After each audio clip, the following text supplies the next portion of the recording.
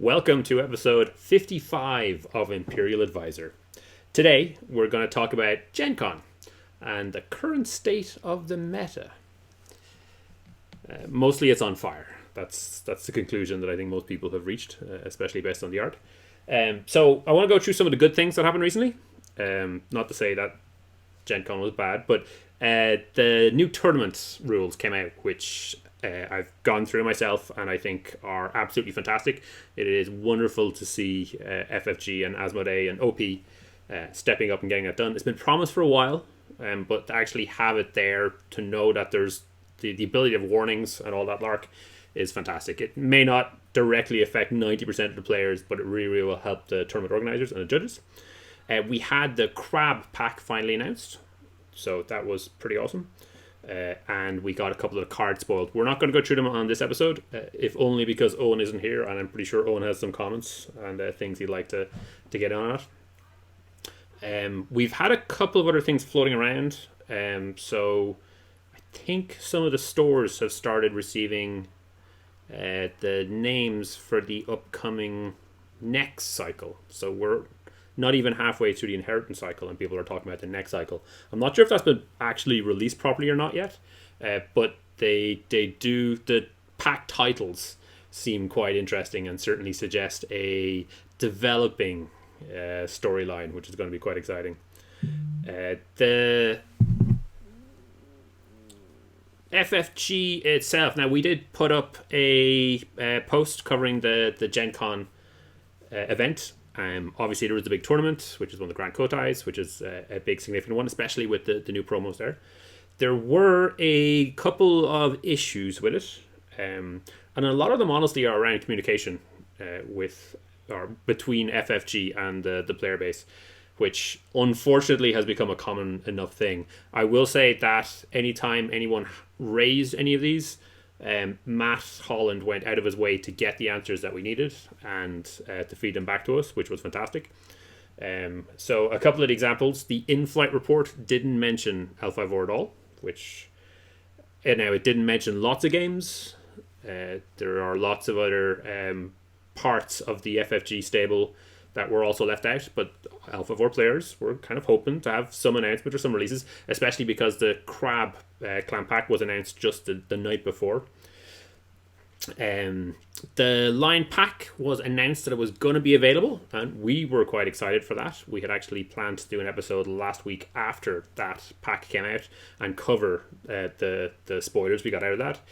But unfortunately, it seems to no fault of their own. The line pack didn't get shipped to Gen Con, so it couldn't be sold, so it couldn't be spoiled. And again, I mean, it's just a simple thing. If they hadn't told us about it, I'm sure people wouldn't have been upset about it. And then there were a couple of issues around the promos. I think they had a limited supply and were keen to make sure that all the players got a chance to get a full set of them. But because it wasn't communicated ahead of time, some people felt kind of hard done by at the start. Now, it does look like that players sorted out the issue themselves to a certain extent. I believe a lot of players were teaming up into groups to make sure that they could get the full set of promos that they needed. But yeah, it's communication issues. Anything from that you want to comment on, Justin? Not especially. Communication issues are a problem, but at the same time, I suppose it's worth bearing in mind that Gen Con is an absolutely huge operation for any games company, especially a games company with as many lines as FFG, and sometimes things go wrong. So, while I'm not necessarily absolving FFG entirely of what happened, it's. In the greater scope of things, it's not that huge a deal. So, but we'll see where things go from here. Obviously, better communication would have been appreciated, but it is what it is. Good to see the Crab pack come out. Some really interesting stuff there. Be very interested to hear Owen's takes on them when he comes back and when we're on air again. And some slightly worrying signs with regard to the metagame and where it is headed, or in fact where it already is, actually. Yep. So, but we'll get to that in due course.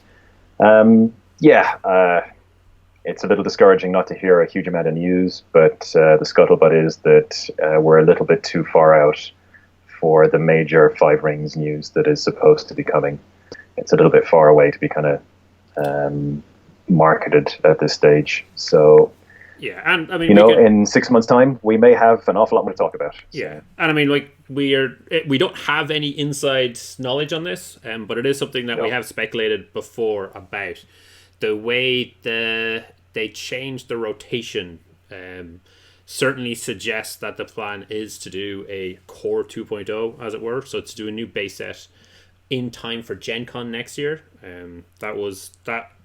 Based on the way the cycling going, it looks like that the first rotation is going to hit for next Gen Con, and if that's what they're doing, with the Netrunner set, they released the new core set, the new base set, which let them cycle out a bunch of problem cards, and Alpha Vor does have a couple of problem cards in their core set, which would be great to cycle out. So yeah, I mean, we think the reason that we didn't have a lot of that they didn't give us much to work with in the in-flight report is because all the work they're doing is focused on next Gen Con, and we will see that pay off then. But I mean, all they would have been doing is to stand up and say, we've got the rest of the clan packs, we've got another cycle, we've got whatever they've got working on until then. It probably would have been just a minute or two, and I guess maybe they felt it wasn't enough to take away from the segments that they were doing. But yeah, I think the Alpha 4 player base has developed a bit of a anxious, ambivalent attachment style. I looked this one up. So if we get neglected, if we don't get the attention that we crave, we tend to get all worried and panicky about it. And if we actually get the attention that we love, we're all ambivalent. We're just like, okay, yeah, that's cool, that's fine. I don't want to. That's grand. Yeah, okay. So we're definitely a problem child for FFG, I'd say, at the moment. But yeah, there's just stuff that we can work. There's stuff that they can work on, I think, from that. And I think Matt has been doing a great job in keeping us communicated after the fact, which is unfortunate. But I think, yeah, maybe the player base also needs to work on our own issues. We're definitely very dependent on getting that approval from FFG and organized play. Let's move into the big event. So this was Gencon. Gencon was the Grand Kotai. I think so. This one would have been the end, or getting close to the end of the votes for the roles. So we should in theory have a role change coming up in the next week or two, I would imagine. The last few votes coming in after the Gen Con event, because that's one of the things that was kind of big last time around. They had a big attendance. God, I can't even remember how many it was. I think it was in the region of 200, wasn't it? 197. Say again? 197. 197. 197, just under 200. So we've got the bar chart up here, and as you can see, Phoenix considerably ahead. So the lowest was Lion at 22. The highest was Phoenix at 44. So easily double that. Yeah. And I mean, some of the good news there, we can see that Unicorn is definitely, is the second most played clan there, which is a big change from where they were a year ago. And Lion... Yeah, well, until you get to the qualification rate and see that they're exactly where they were about a year ago. So, and Lion actually are in a fantastic place at the moment. If it wasn't for Unicorn, if it wasn't for Phoenix being what it is right now, arguably we would have a fantastic environment. I might have some concerns about the Dragon myself, but Lion with their new Earth Becomes Sky deck of all things looks a lot better. The minor improvements that they have certainly seem to have helped, if not necessarily shot them straight ahead. But that's a good deck. Yeah, let's look at the qualifications. So 1 Dragon, 1 Unicorn. Actually, yeah, that Unicorn is quite poor. 3 Crab, 3 Crane, 3 Lion, 4 Scorpion, who did really well out of this event, and 7 Phoenix. So the most played had the most qualifying. So the qualification rates, 4% for Dragon and 3% for Unicorn, both very poor qualification rates. 12% for Crab, 12% for Crane, 40% for Lion, which is a fantastic achievement, and 16% for Scorpion and Phoenix. So if you were a Scorpion or a Phoenix player, if there were 100 players, 16 would get through, or if there were 10 players, I guess 2 would get through, 2, 1 and a bit. It's the metrics don't necessarily obviously give the full idea of what's going on, but yeah, the qualification rates are quite important beyond just the qualification numbers, because it gives you an idea compared to the number of players. Obviously, you could have lots of casual players coming in and playing a faction to bump up the numbers, but we assume that you've got your normal average bell curve and player scale across all clans. Okay. So this is the top 16. I normally don't do these charts beyond top 16 because top 32 gets very messy. But we can immediately see a relatively orange picture. 5 of the top 8 are Phoenix. From this plot, from the top 16 onwards, only 1 non-Phoenix player beats a Phoenix deck. So only Jeremy Campshire, who came second, he's the only person to have beaten a Phoenix, and he played Anthony Calabrese and Evan Gibbs on his way to the finals, playing against Brad Eamon. But every other matchup there, it's either a Phoenix mirror or the Phoenix player wins. So, yeah, pretty damning. I'm not sure what else to say. Yeah, it's just.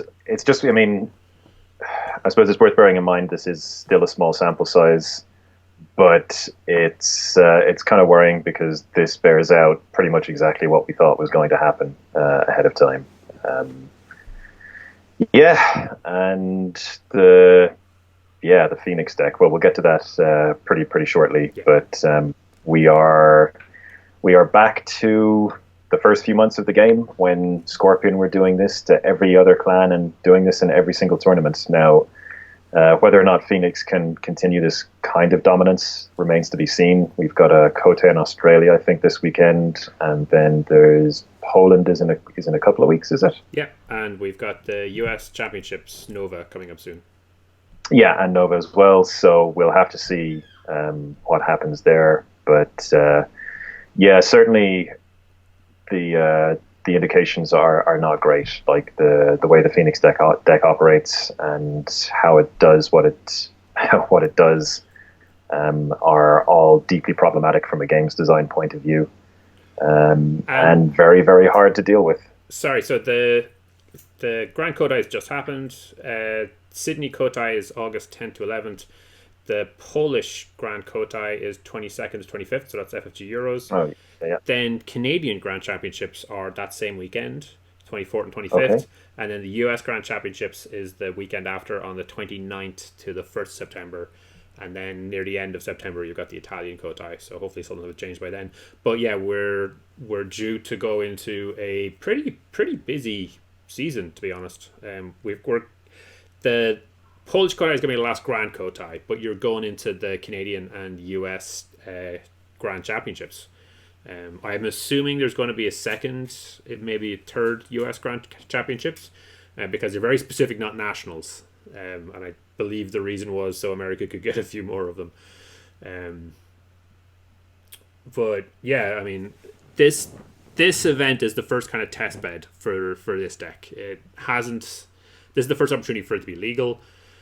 And often you have notions, you have ideas on how it's going to be. But I mean, I think based on the participation rate, you can see that the majority of players figured that this was the way to go, and the results bore out. They certainly the deck did not disappoint. And when you have an event like this that showcases a deck so well, the next event you're going to see it all over again. So yeah, this weekend we're going to see the Sydney Kotai, and we're reasonably sure it's going to be won by Phoenix. Maybe Merlin will get a shot. Yeah, another thing is that the metagame is going to react to this because it has to.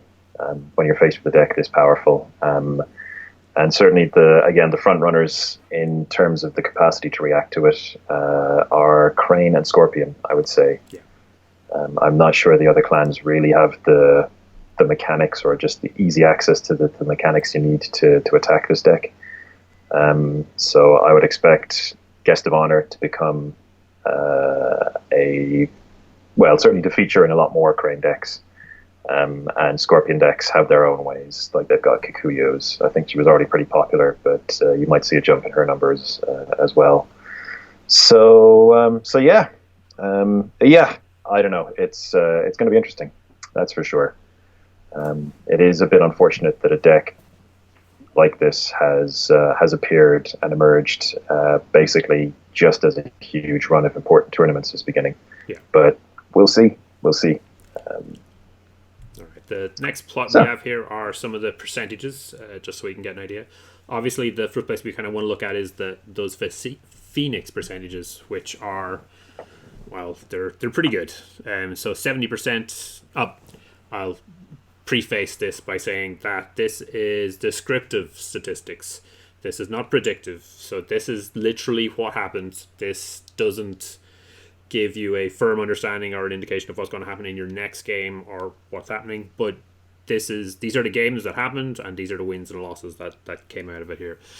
So yeah, Phoenix versus Crab, they have a 70% win rate against Crane, 60%, 67 versus Dragon, 70 versus Lion, 49 versus Unicorn, which is kind of surprising, and a 40% win rate versus Scorpion, which we didn't see. But yeah, you were saying earlier that Crane and Scorpion are probably the two better places for it. And you mentioned Guest of Honor. So Guest of Honor, if that's in the conflict, they're not going to be able to Forebear's Echoes. They're not going to be able to display power. They're not going to be able to cast the majority of their big power spells. No charge. Yeah, no charge. So you play Guest of Honor, and you just when the Phoenix player declares their military attack, that's where the Guest of Honor goes. It just shuts them down on the attack. I mean, you're still. Bad things can still happen if you attack them militarily, but if you attack them politically, and if you're prepared to take take a risk and play a slower game, then you can kind of profit from that. Yeah. Crane are very, very strong defensively. They're probably the strongest defensive clan in the game, even above Crab at the moment. I would say Crab's game plan is just survive and grind them out, whereas Crane can just sit there and defend and just make sure that you don't break. So that can help maybe, but it's it is the kind of thing like you do need some kind of blanket shutdown really to stop the Phoenix. And although I forgot his name, the courtier who initiates a duel and stops people declaring military attacks. He could also be a key element of defeating the Epsiode deck, the Forebearer's Echoes deck. So I mean, like Phoenix still have a 60% win rate against Crane, or had a 60% win rate against Crane. So there's quite a bit of work there to be done for Crane to pull that back. But I definitely think they have the tools. And Scorpion obviously Scorpion had much more success. They have the 60-40 against Phoenix. Didn't work out in the knockout stages, but a few tweaks here and there, and that can easily change. The Unicorn statistic is maybe not that surprising because the dominant version of the deck that we saw, certainly through the lists that we've been seeing, is basically kind of set up as almost like a mid-game combo deck that just generates so much value that it just becomes overwhelming. But a super aggressive blitz deck like Unicorn can potentially unseat that quite quick. Well, it just basically upset the plan and get in under them, just go under them and win early. So that's something that we could be seeing there. Lion and Dragon and Crab actually are just in dire straits by all accounts against the deck. So it's those are. I mean, like barring the Scorpion number, like those are crazy win rates when you're posting 60 to 70% against the majority of clans. Like that's bananas. Yeah. It's, so I mean, presumably there's a lot of cancellation going on in there. Like I'd say. Yeah. I mean, actually, I'm not even sure it is. I suspect Scorpion are probably going with a Fate Worse Than Death. Yeah, it could be. I mean, Fate Worse Than Death would also work. Forged, yeah. So, like a Fate Worse Than Death. Like that gets Fashisho out and blanks Fashisho, whereas Forge stops Fashisho, stops the Forebear's echoes in the first place. Yeah, but it only stops it once and then they recycle it again. Yeah. But they've got Kikuyo to deal with that, so you can. Kikuyo one force them to spend another 2 fate, so they spend 4 fate, and then you reply with your Fate Worse Than Death. And I mean, you can stall the engine out while probably pursuing a dishonor strategy. Yeah. I think would be the main thrust there. So but then everyone else is basically just playing for Haramoto top of clan. It kind of worryingly looks like that, unfortunately. I mean, that's not to say that someone can't come up with something to, can't find a way into the metagame. But it, honest to God, looks like you've got 3 clans jockeying between each other, basically to out metagame each other at the top. Or basically, you've got Phoenix because there's not an awful lot. There's stuff you can do, but you've got 3 clans that are basically fighting it out amongst themselves at the top, and then you have the other 4 clans kind of looking up a bit at the moment. Now, one of the concerns here is that the Phoenix deck has a rough idea, or now the players have a rough idea of what the Phoenix deck can be vulnerable to. Is there opportunities to tune it even more, to prep it and ready it for those particular matchups? So I know some of the players have been talking about the Scorpion matchup, which typically is Dishonor these days. And if they can never dishonor you out because you keep gaining all this honor from, is it Ancestral Shrine? Yeah. Then that's that matchup locked out. So you might be seeing those better win rates with the decks that weren't playing the Ancestral Shrines, whereas the decks that did make the top 16 were the ones who had meted for that particular matchup and knew that they were in there. Similarly, we might see Crane advantages being slowly whittled down if players kind of work out what's going on and what's there. So I think the guest of honor is a good idea. We were talking before the show with Kikita Dojo. I'm still not entirely sure how or if that works, but there were some suggestions that using Kikita Dojo against a Fashisho who's coming to play will stop Fashisho from triggering. But we're going to have to look at the timing on that to see if that is actually a valid play or not. Okay. I mean, we are where we are. The winner at the end of the day was Brad Eamon, so congratulations to Brad. Absolutely. Of some notoriety. So he was the infamous player from last year, I think it was, at Worlds, where he had decided to play Scorpion, or maybe it was the year before, to try lock them out of backhanded compliment, make sure that they got a secret roll instead of a keeper roll. He didn't make that decision in the end. It was Mark Armitage who made the decision finally. But Mark went the same way, so maybe Brad had an effect on him. And so Fashisho and Forebear's Echoes. So we've got John in the chat basically saying that the Kikita Dojo will not stop Fashisho. Okay. Because until the end of the conflict wears off before at the end of the conflict. Yeah. So. Well, good to know that. Just in case there were any Phoenix players who might have been vulnerable to Kikita Dojo, we now know that the official ruling is it does not work, and that means high kick and a bunch of other similar cards won't work also. All right. I think what we'll do is we'll have a quick look through the deck. And we've covered a lot of the meta already. I didn't want to talk about the design, but first we're going to have a look at the actual deck.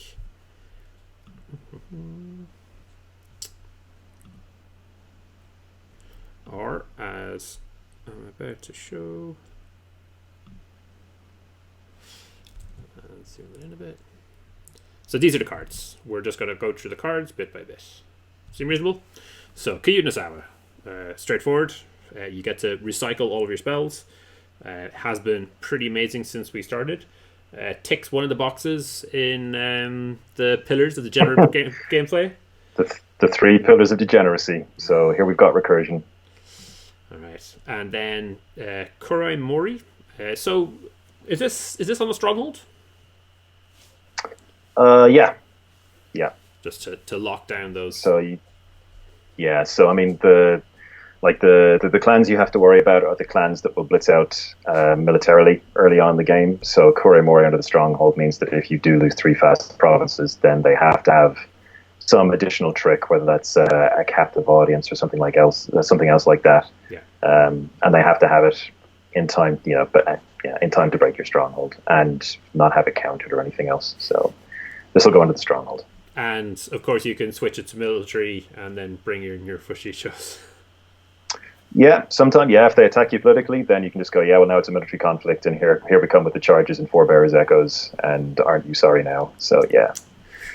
Next up, we have Manicured Garden, so just a little bit more fate. Trying to think, are there any other options in this particular setup? So it's Manicured, Meditations on the Tau, Midnight Revels, and Upholding Authority. So all relatively classics. Yeah, pretty much all kind of high power level stuff. Midnight Revels can backfire a little bit depending on when it flips over in a turn. But the upside is so high, and just the amount of pressure this deck exerts is so extreme that it's generally fine. Yeah. Like it's a nice upside if it works. All right, so moving out of the provinces into characters. Ethereal Dreamer, your 1-cost 3/3 Shigenja, absolutely amazing. No downside. Yeah, incredible. Yep. Solemn Scholar, solid. I mean, if you get Earth, amazing. Otherwise, it's a 1/1 for 1. That's a Shigenja and ticks a lot of the boxes of what. Yeah, but the thing is that the 1/1 for 1 Shigenja are 6/6 for 1 Shigenja in this deck because of my Ancestor Strength and Fashicho in the bin. So any 1-cost Shigenja, like a lot of these decks played Fire Tensei Initiate as well, like a 0/0 Shigenja for 1 who was effectively like a 6/6. So. But you can only recycle so many spells. Adapted Waves, again 2/2/2/2, and Covert on a water conflict. Falls in and out of decks every so often, but I think is pretty solid. Like Covert is never going to be sneezed at. No, Covert is very very important for this deck. Like this deck has a huge amount of kind of front loaded power, but it doesn't have a lot in the way of flex or flexibility in combats. It kind of does its thing and it just makes big guys. But you can hit a situation where you've got like a massive, if like against a tower, a lot of the times this deck just goes, well, I don't know what to do now. There's nothing I can really do. Like there are a few other answers, like Asako Azanami, but even she requires the water ring to go off. Yeah. So covert is actually huge because it allows you to covert the huge dueling tower that can potentially just wreck you completely, and in you go and you take their stronghold. So it's kind of like a backup to Strength in Numbers as well, which is one of the Lion Splash cards. But it's just another way of guaranteeing that you hit your overwhelming conflicts when you want to. Yeah. So we got one Asako Suki. So I mean it's a solid card, 2-cost, works for water conflicts, honors up. I mean, lots to love. Sawa Uno. Uona. Triggers obviously off of a couple of the air spells like Forebearer's Echoes. Yeah, so the deck, Forebearer's Echoes, Walking the Way, and I think Brad's deck also featured one Benton's Blessing. And so, three clouds, I think. 3 clouds, yeah. So like there's no shortage of triggers for Uona. So again, she's just super super efficient at what she does. Yeah. Yeah. So we've got Keepers, always quality, free characters, never to be sniffed at. 1 copy of Kaito Nobukai, which was an interesting one. Yeah, well, I mean, it's great for kind of saving your ass in at a pinch. You can just bring him into a military conflict, either forebears him or charge him in, and then he goes off. He bows everybody, and then he goes back into the discard to be pulled out again on the following turn. So again, it's another means of really, just guaranteeing that the kind of blitz fast military decks can't blow you out of the water completely. It's just another answer to those guys. Yeah, and you can go the opposite direction with him as well. I mean, if you want, you can attack, pop him, bow out everything, and then then forebears and in then your big guy, and then forebears charging your guys. Yeah, absolutely. And of course, you can stand on your guys already because you've got Against the Waves. Oof. Yeah. But yeah, this one of I thought was a really nice addition. I quite like that. Hadn't seen it before. Absolutely. To Asawa Ujina, who, just gets the job done. Yeah, he does his thing. He's potentially kind of meta against this deck, which charges in and forebears a lot of things. So if you can wangle Void Rings while you've got a Fashicho in play, for example, you can get it out of the game for good. It's still going to go off. It's still going to trigger when it leaves play, but it's going to leave. I mean, he's just Ujina's just very, very powerful. Yeah. Has he ever backfired for you? No, not once. Never. So. But between display power is usually, if you've got a display in an Ujina, even then, they'll come in, you'll display, take one fate off one of their guys, and then Ujina him. So it's never gone wrong. He's never gone wrong for me. Okay. Next up, we have Mia Satoshi. So obviously, Satoshi is enabling the discard shenanigans. So you get to pop a bunch of things into your discard pile and then fetch out whatever you actually want. Not much more to say. He also digs you towards. He digs you toward Kanjo, Kanjo district as well. So, which is again, it's just a brutal lockdown when that happens. Mia Satoshi, just fills your discard pile full of lovely things to bring back with forebears. Digs you towards Kanjo. Just he's a star. So you had mentioned Asako Azunami before. I didn't actually think she was seeing much play initially. How come she's making it into this deck? Because she no longer costs 5.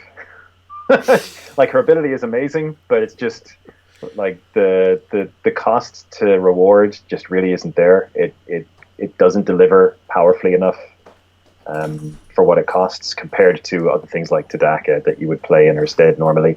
But now that she's coming in for 2 fate or free off of Fashicho, her ability is incredibly strong. So it's when you remove the cost from cards, it's amazing how much better they become. Pillar number 2.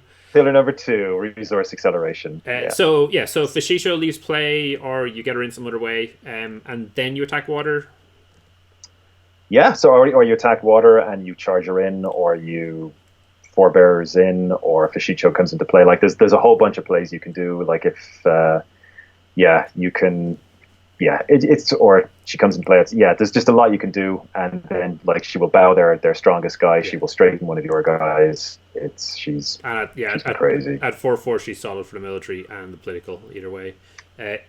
Absolutely. One copy of if she's one copy of K-Day is a bit surprising. Maybe I don't know. I really like her in this deck because she's just a board dominance machine. But this is the deck that won Gencon. I presume Brad knows what he's doing or knew what he was doing. And having all these one-offs feels very kind of toolboxy. Normally you'd go for toolbox on the conflict side, but now with all of these shenanigans to get cards out of your discard in your dynasty, maybe having one of or a few of, or a few copies of different cards like this is a solid approach. Shiba Sakune. 3 copies. Well, actually, this is kind of where things go hand in hand. So Tsukune, this deck, if this deck was a pure kind of beat down board control deck, you would be playing 3 copies of K-Day because she is an incredible board control character. But with this deck is a value generating combo deck. Effectively, is what it is. So Kade is actually much less important than Tsukune in this regard, because Tsukune has synergy with the ancestral shrines. So you will go over, you'll win your conflicts, you'll claim rings, and then once everybody's conflicts are done, you will put those rings back into the pool, gain honor, and then you will use Tsukune to resolve those rings again. So, like, if you go over, you claim the void ring, you get to void someone, and then you get to put it back in and do it again. So you've effectively kind of got your Kade there. Maybe not quite as good, but pretty close.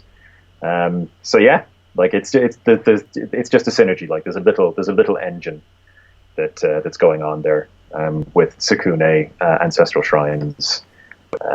Yeah. And again, I mean, Tsukune wasn't seeing play because she cost 5, and just the game wouldn't support her at that price point anymore. But if you're cheating her into play the whole time, then yeah, you know, all of a sudden her ability is jaw-droppingly powerful. Yeah. If you've got if you're in the right situations, and this deck can generate those, and yeah. And then you've got Fushigi, who is yeah. So okay. Right. So we've got some people. We've Free L5R is just basically saying Satoshi is the one big problem with the deck. I disagree.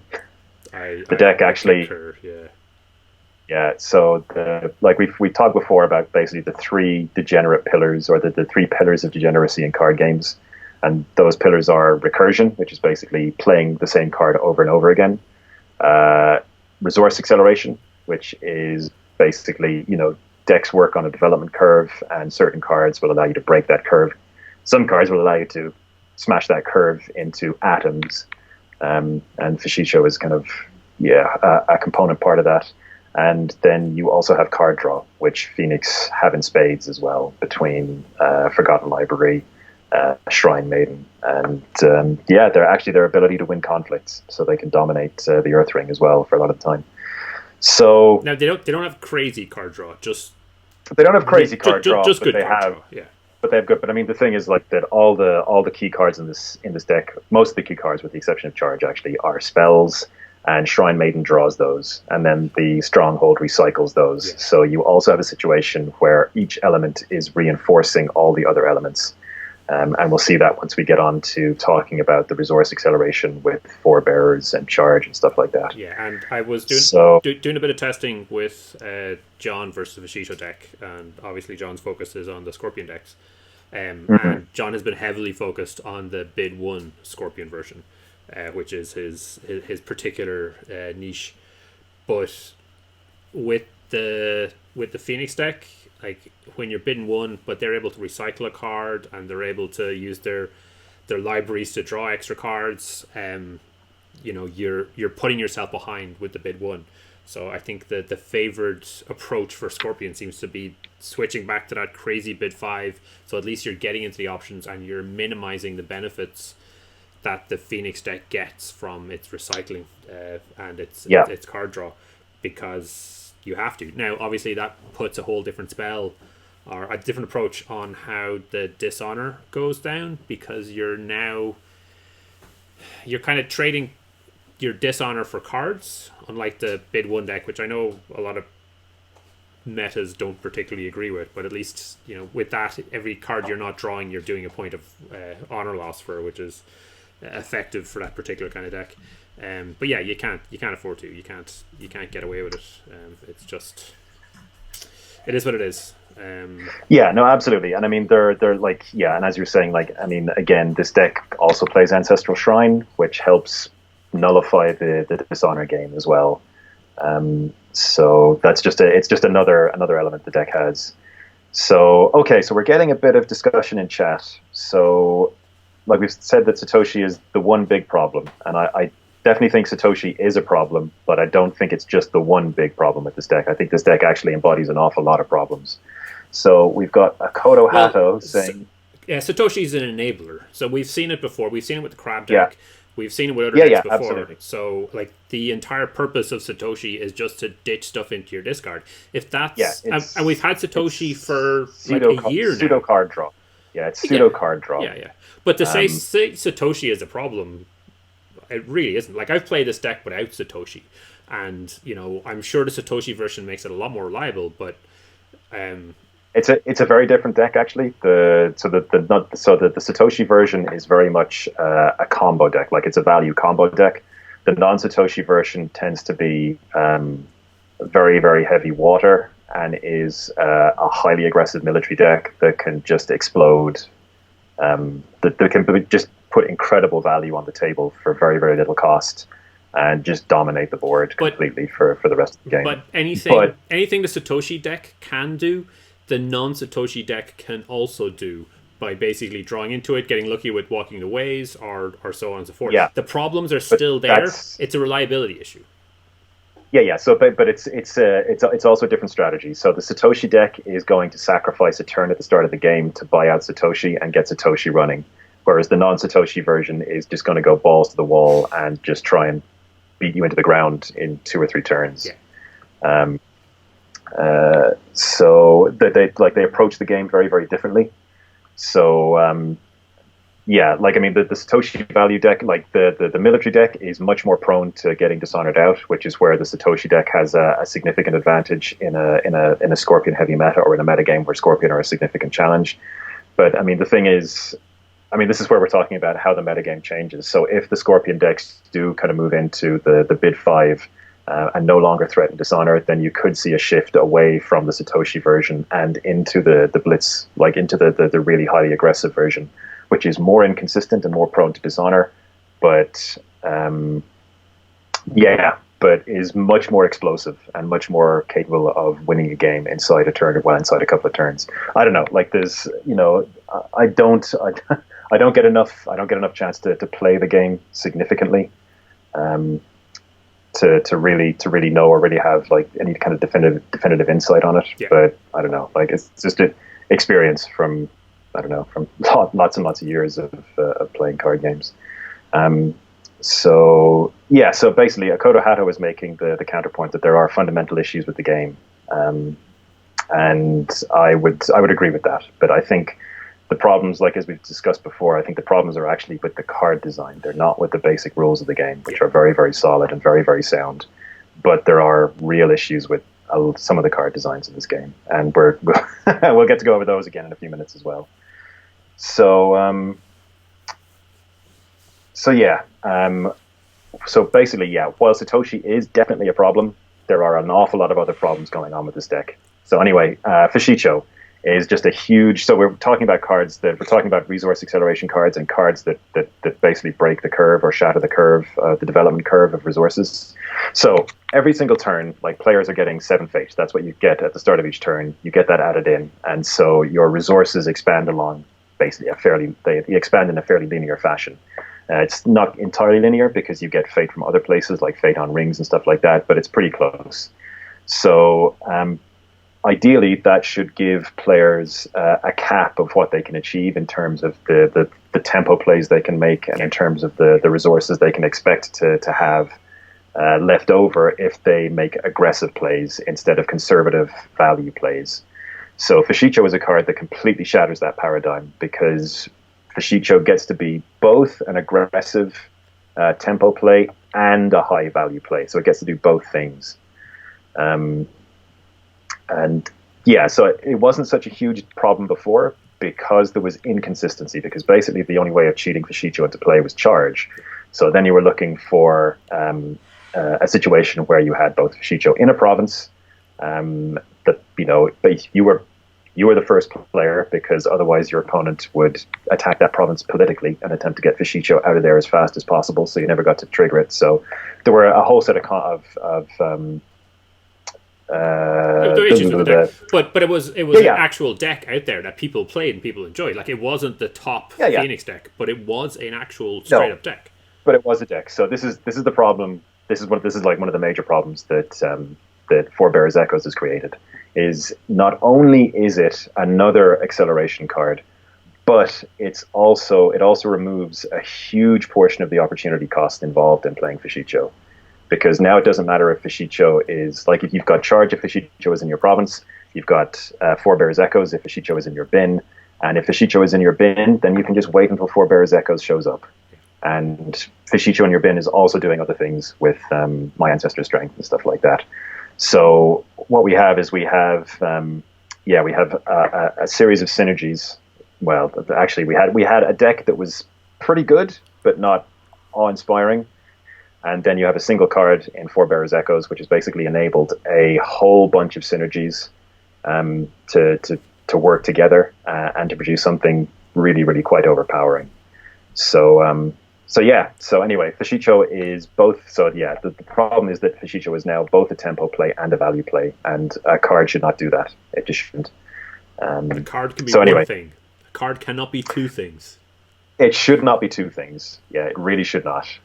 Except at enormous cost. Like if you had to pay 6 for Fishicho, then that would probably be fine because you're paying for your value. But Charge and Forebearers allow you to cheat that. Yeah. And again, basically, your resource curve, which was a core part of the identity of the game. Like, was the whole thing about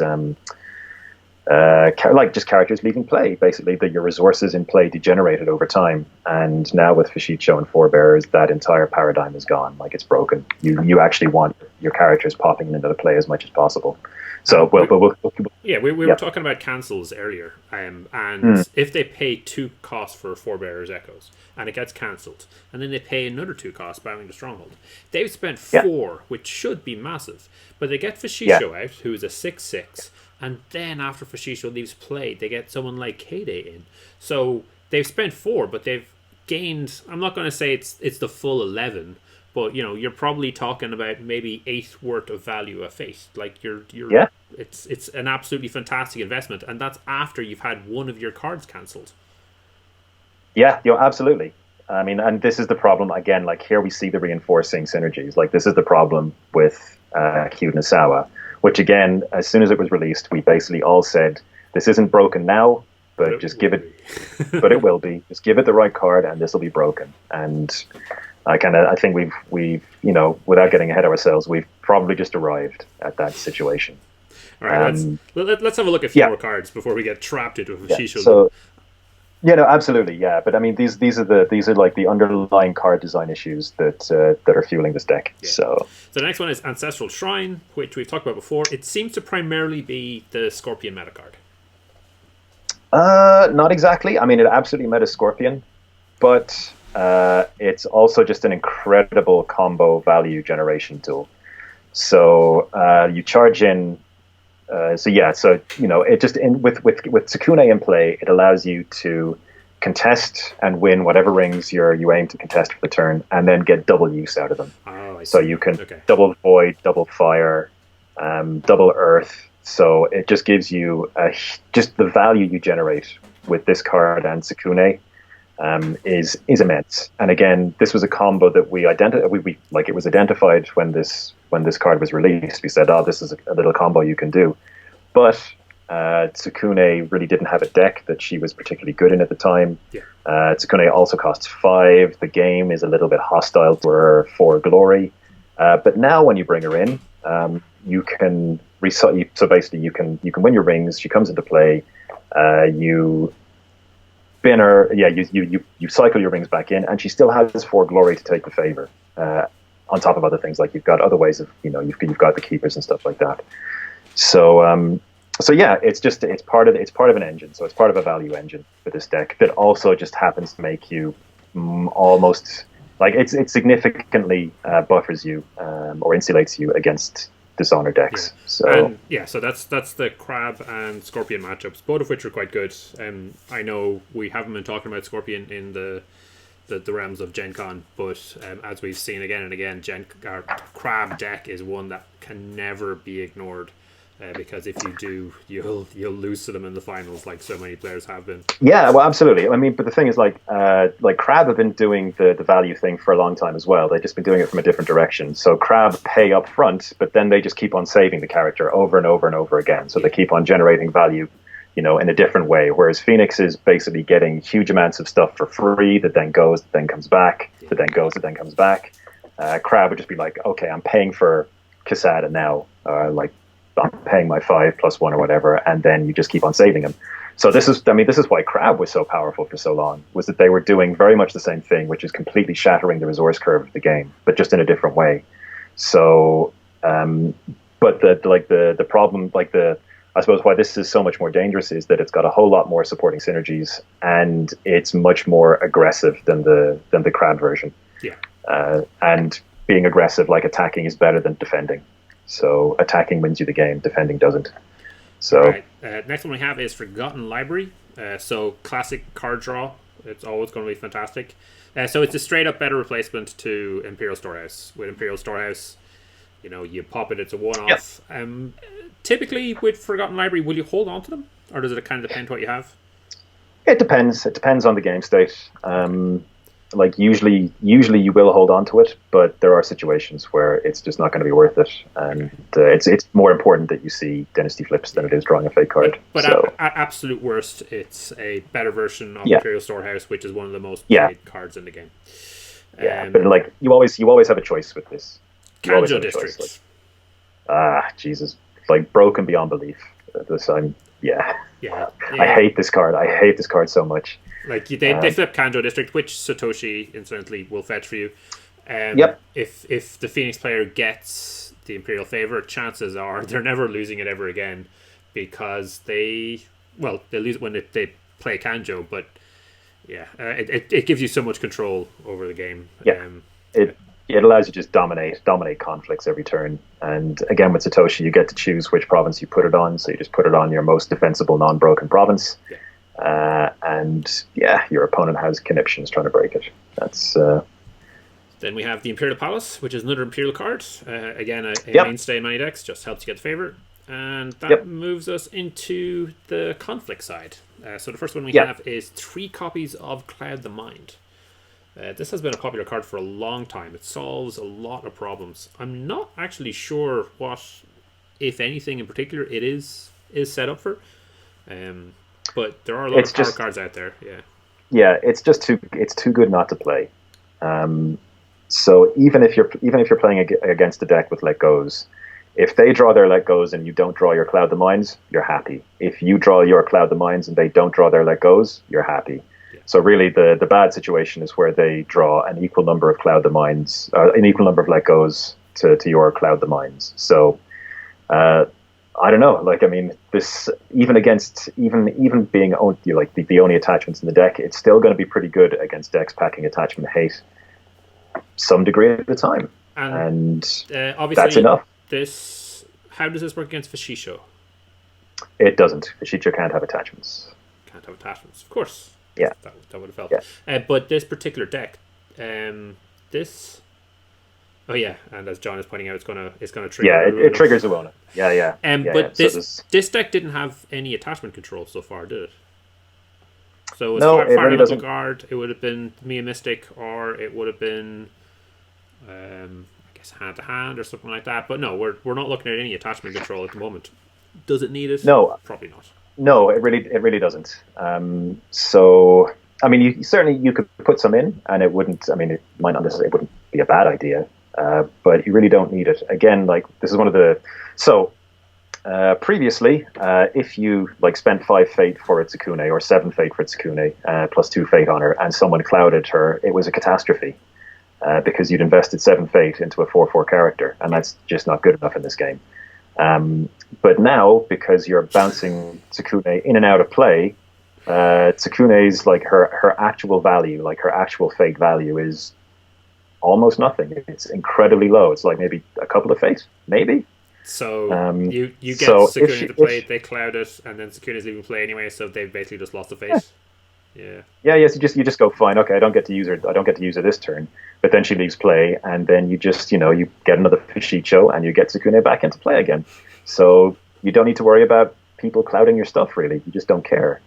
I mean, you generate so much value that if somebody clouds something, it's just not that big a deal.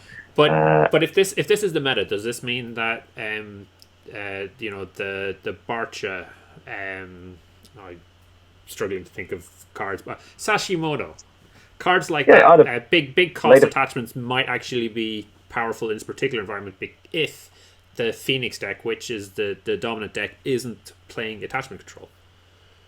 So could that be something that us non-Phoenix clans could look at? Oh no, 100%. Yeah. And I mean, like again, cards like 10,000, like the Blade of 10,000 Victories, Adorned Barcha, like those are serious power cards. Serious power cards. Like dueling decks, like Cranes, by specifically Crane, actually, if they can, if they can, if a Unicorn Splash is acceptable, if they can, and I think it should be like Adorned Barcha in Unicorn, in Crane dueling is absolutely incredible, because you just get the boss, kind of whatever. Your guest of honor slams her way into the conflict. Yeah, absolutely, and that's it. You just in with guest of honor, right? I said no, you can't attach. You can't attach the guest of honor because she's not non-unique. But the theory is similar. Free Alpha War in chat is mentioning that most of the versions have Fire Elemental Guard for attachment control. Which I've certainly seen. It's not very reliable attachment control, but it's attachment control all the same. It's pretty reliable. Like once Satoshi's dumped one in the bin, like the deck has very little problem playing. Okay. It has very little problem playing three spells in a conflict. And like again, if it's killing like a blade of 10,000 Victories or something like that, which could potentially be a problem, then it's totally worth it. Okay. But I think again, like Brad's version just shows that it isn't actually all that necessary. The deck is such a value generating machine that for the most part, it just doesn't care. All right, let's go to the next card. Shrine Maiden. Speaking of value generation, I don't think we've got much to say on this. She's draws cards, draws more cards than you expect. I actually find the randomness is kind of weird because I have played her a few times and she's drawn me nothing, and I have played her other times and she's drawn me 3, and like the difference is massive. Yeah. But I'm not sure what to think about that. Ridiculous. Yeah, and she's still ridiculous. She's a 1/1 for 1, but she's not a Shigenja. She's a 1/1. If she was a Shigenja, she'd be the best character in the game, hands down. Like it wouldn't even be close. But I mean, but the thing is, like again, we have an issue here. Like she's another part of the issue, another part of the problem, because she is card draw that specifically draws you, like like the big broken parts of your, like she draws you your enabler, your main enabler, which is Forebearers. Yeah. So she's it's just card draw. It gets you like. The thing is, even if you are missing with Shrine Maiden, you are cycling toward the key cards in your deck, unless you just like cycle away all your charges. Well, so I played Dragon in the old game a lot, and one of the things that was always drilled into me is any card that you flip off the top, think about it as if it was at the bottom of the deck. At the bottom. That's exactly right. That's exactly right. Unless you run out of deck, it's the exact same difference. Yeah, so don't worry about discarding your charges. You're never going to draw them anyway. Really don't. Yeah, really don't. Secret knowledge. So this is a bit of the air interactions that we've seen going on. So again, this is another air card that will trigger Uno. There was some other air interaction though, wasn't there? Oh, it's not this deck. So no. Other decks have been playing Kadaka, I saw. But obviously not this one. Yeah, so Secret Knowledge will work with Kadaka, but Secret Knowledge will not work with Keeper Initiates. At least I think that's how the rulings stand at the moment. Okay. But she's a Shigenja who can be played into a conflict and then targeted with My Ancestor Strength to be a 6/6. So of course. Yeah, of course. So I mean that's really the reason that she's here. Like she's got 1 glory as well, which may help with the favor. She's the conflict character the cheapest conflict character. That's a Shigenja that you could get. Yeah, you can play the other one, the one that's so bad that nobody plays, and I can't even remember the name of it now. Is that Void one? Ishiken, the something Ishiken, but yeah, the Secret Knowledge just has a bit more to her. More going to it. So, the new version of Sadaka. Now this is just a one-off. Which, 1 is the right number. Yeah, makes sense for like a big 5-cost character. We've seen Scorpion do similar with Kade. No, Kachiko. John is saying it does trigger Keeper Initiates. Oh, that changes things. The last ruling, the last ruling I saw on it was that it didn't, but that's quite some time ago. If she triggers Keeper Initiates, then dear God, like she's an automatic. Yeah, you wouldn't even think of not playing her. Wow. Okay. So Tadaka. So Tadaka's ability, removing cards from your discard pile, or characters from your discard pile, to look at random cards from your opponent's hand. How does that work out with your own discard interaction? Is that because you're just going to dump a ton into your discard pile with? Yeah, you don't care. Yeah, okay. Yeah, you're dumping a ton of characters, most of whom you have no intention of bringing back. Like you're bringing back all the 5-costers, maybe some of the 4-costers. So all the 1 and 2 cost spuds that go in there, barring your keeper initiates, they're all fodder for Tadaka.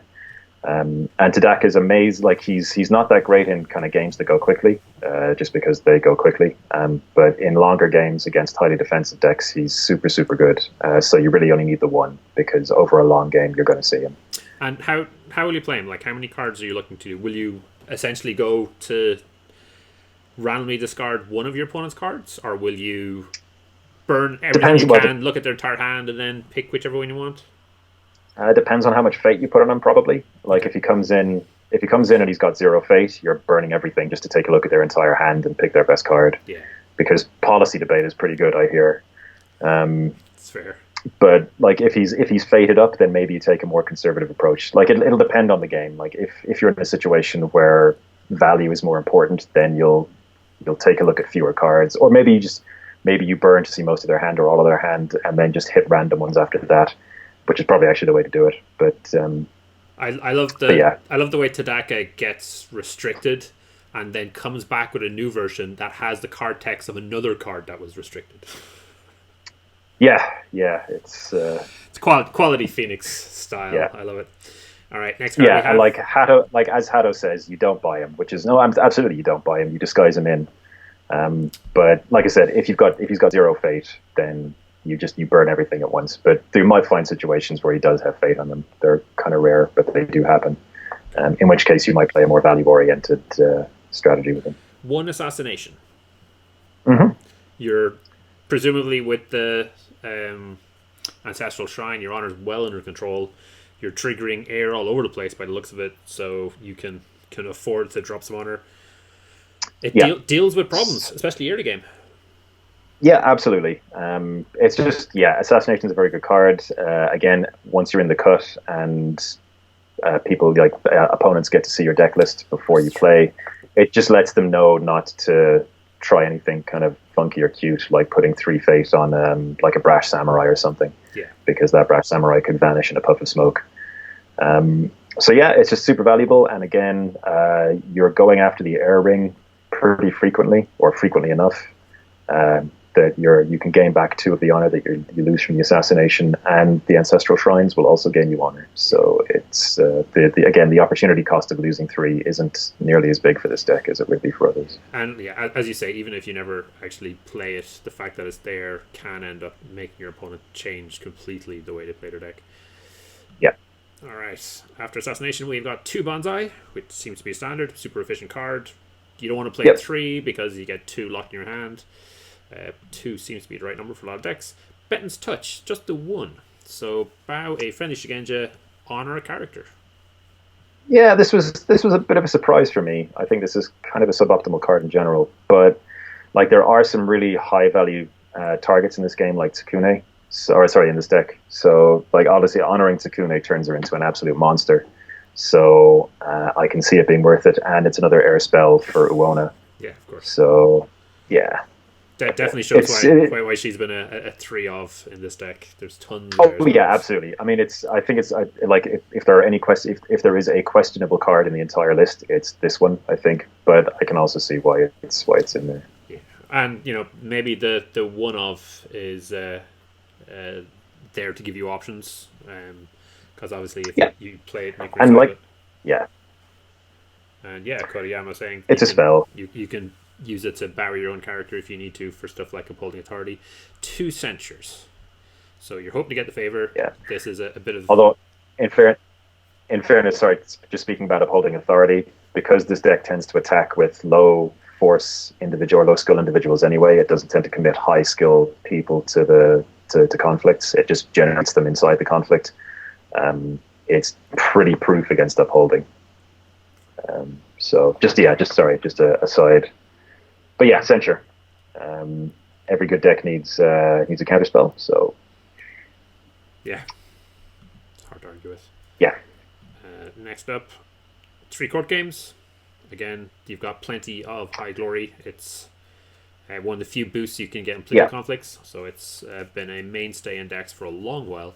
Although I have seen it slip out of some decks. Typically, I guess a lot of military decks or decks where they are low on glory and can't as effectively use it and aren't interested in dishonoring their opponent. Yeah, absolutely. So I think one of the reasons this card is one of the things about this particular build of the deck is that it's not very heavy on Shigenja. There are quite a mix of there's a mix of courtiers and samurai, bushi, and Shigenja in it. Yeah. So the mainstay of Supernatural Storm isn't nearly as powerful. So something like court games is pretty good. So it's good to have. Speaking of Supernatural Storm. Now you mention it, it makes sense, but I was a little surprised that it was only a 2 because in the previous incarnation of the kind of top Phoenix deck, Supernatural Storm was certainly a dominant card where you typically end up with like 3 or 4 Shigenja on the board, and you were dropping down 8 force or 8 scale either way with Kyu Nasawa. You know that pretty much guaranteed you all the conflicts you ever wanted. But yeah, now you mention it, there's a decent mix in here. Maybe it's not as reliable, but presumably still great. Yeah, I mean, Supernatural Storm is insane.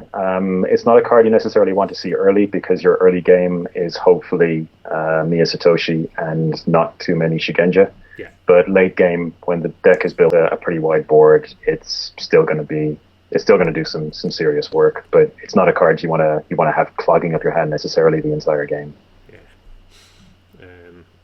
Okay, Against the Waves. Not sure if there's much more to say on that one. Yeah. Absolutely fantastic card in every way, shape, or form. Mm-hmm. Charge. So this is the one restricted card in the deck. Obviously, we've talked about what it's doing here. Charge has come up a lot. It is pure value. You pay 1, you get a big character, and you play off of that. Clarity Purpose. Just the 1 copy of a Clarity Purpose. Yeah. Yeah, I don't know. Like, Clarity of Purpose is a very, very strong card, but this deck wants to get into military conflicts first, generally, so the Clarity is going to be less value. Okay. Like, you'd usually want to attack militarily with this deck first, so Clarity is lower value. Yeah, and like I'm looking at a great card and wondering why there isn't enough room for a great card in this deck, but it's the reason is all the rest of the cards are fantastic. Just take a look at the rest of the deck. All right, My Ancestor's Strength. So we haven't been talking about this one as much, but we have mentioned it. So this is a 1-cost lion spell. You take your 1/1 Shigenja, pay this card, and make them into a 6/6, targeting Fashisho in your discard pile. I mean, it's not essential to the deck, but it's a really nice addition to it. You can certainly do a lot with very little out of it. So again, with a 1-cost character and a 1-cost spell, you're getting a massive amount of skill. Super efficient. Yeah. Oh, incredibly, absolutely incredibly. Like if you've been on the receiving end of this, where like if you don't have an assassination and your opponent is sending over a 1-cost dude that is going to turn into a 6/6. It's like the amount that you have to commit to try and defeat that, 2 fate investment is again crippling. So you could find yourself committing, 6-7 fates worth of characters to try and defend it, and you're still probably going to fail. So again, it's just a huge amount of value, and again, it's another card that is kind of just feeds into the whole bunch of synergies the deck is. So the next one here is generating Strength in Numbers, which surprised me a little bit. Super important. Talk No. me through. This is explain. Yeah, this is okay. Okay, so the decks that you're going to have problems against, or the cards that you're going to have problems against, are towers. Sorry, when I say cards, like the characters. Tower can be a problem for this deck. Like I said, this deck has a huge amount of it's kind of a blunt object in a lot of ways. Well, at least in conflicts, like it just goes, here is a huge amount of kind of skill, and I'm just going to shove it across the table. But it doesn't actually do an awful lot of stuff beyond that inside conflicts. It doesn't have a lot of tricks or anything like this. So a really big tower can just stall it completely, like a really big Uji or a really big Toshimoko or something like that can just stall it out completely. And this is where strength in numbers comes in. So like your opponent has their Toshimoko with a whole bunch of attachments and this and that, like they're effectively just going to stall you out of the game for a few turns, and you just go in, strength in numbers them home, and problem solved. So it is a problem solver. Yeah, it seals games. It's amazing. It's the only card that really should finish off the splash for this deck. Then Walking the Way. So 1 cost, but obviously you're going to have a Shigenja, so it's going to be 0 cost. Yep. Looking at top 3 cards of your absolutely. deck. So go on. Yeah, oh sorry, yeah, just you look at the top 3 cards of your deck, choose one of those cards, put it into one of your provinces, discarding the card that's there. So this is another way of getting Fashichos from your discard from your provinces into your bin, or finding a Fashicho on the top 3 cards of your deck and putting it into one of your provinces. You can recycle it during a conflict through your stronghold to find a Fashicho on the top of your deck, put it into a province, and then put it from your province into your bin. It just provides a ton of flexibility in finding different things at different stages. It is an air card, so it triggers Uona.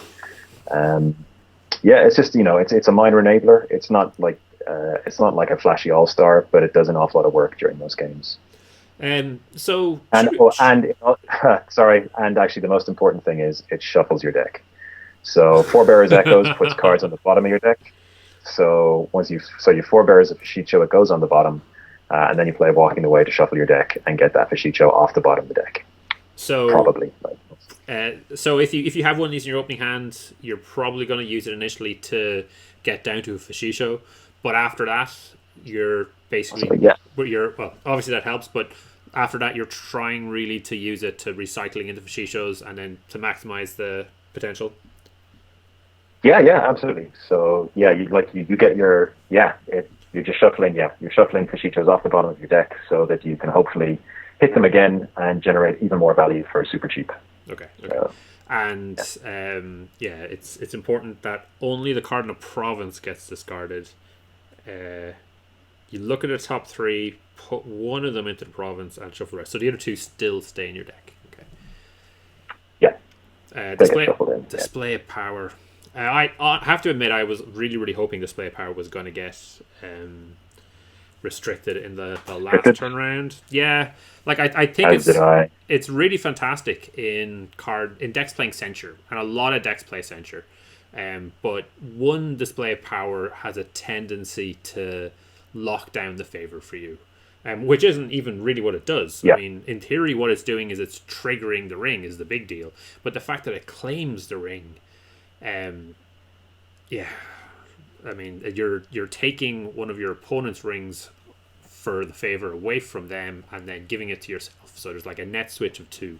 Yeah. And then when playing Censure along with it, it's absolutely fantastic. Oh, and of course, isn't there's something about is there some problem with cancelling it after you lose on a false conflict? Cancel it. Oh, I don't think so. Like there's a solid argument for playing 3 of these in every Phoenix deck. Only 2 in Brad's deck, but like if he was playing 3, I wouldn't blink an eye. The card is stupid powerful. Yeah. Especially in a deck that's playing Censure, and a deck that is digging to Kanjo as well. And as Hado points out, keepers as well. If somebody comes over to try and claim air to get your keepers off you or keep your keepers away, you can just display and get your keepers in. Yeah. So. All right. Then Forebearer's Echoes. 2 cost, air again. So it's air roll locked. When is the air roll going away for Phoenix? This roll change. Unless Phoenix choose Secret of Air, which I think they would be mad not to if they get a choice. Okay. So possibly never. So possibly never. Yeah, possibly never. But Secret Rare is just really good for Phoenix anyway. So I don't know. Yeah. So this card is the one that's kind of just it just ties the deck together completely. Ties the room together beautifully. It really ties the room together. So I want to hold off on this card for a second because I think once we kind of get to the end, it's worth. Oh, that is the end. All right. In that case, let me move us back to. All right. So back to Fashisho and Forebear's Echoes. So we've gone through the deck. It's honestly an absolutely fantastic deck in every shape and form. Oh, it's beautiful. Like it is. Like the deck is a work of beauty. Yeah. But unfortunately, it's just too good. It's too good. Yeah, and this. Like I'm not sure there would be many issues if it wasn't for the faction loyalty within the game. Obviously, players are far more likely to stick to their clan, which breeds perhaps a little bit of I don't want to say conflict, but maybe a little bit of resentment when one clan gets over and above. And I've even seen it with some of the Phoenix players. I have seen comments that I felt have been Phoenix players pushing towards the Mia Satoshi route. Tyler, go restrict Mia Satoshi. That'll fix the problem. And I think maybe some of the Phoenix players are worried that they've got this great deck and it's going to get taken away from them. And there's also all sorts of things.